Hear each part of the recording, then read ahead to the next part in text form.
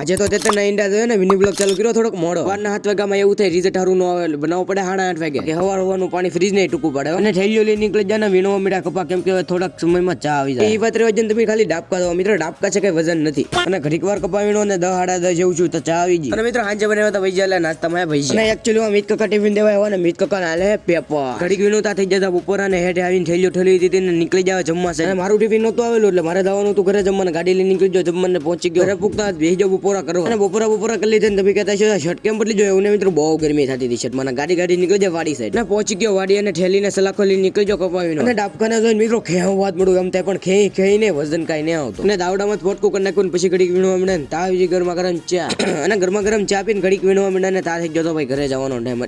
Actually માં ને ભરાઈ નકરે ઘરે જવાનો ટાઈમ થઈ ગયો તો સનેડો ને મારે કાટી કે કા રીતે હતાડી પડે કોઈ લઈ તો ન જાય પણ તોય હતાડી પડે કાટી લઈને નીકળજો જોખવાનો યુનિ બ્લોગ સારો લાગે તો સબસ્ક્રાઇબ કરવાનું ન ભૂલતા જય શ્રી રામ બાબા.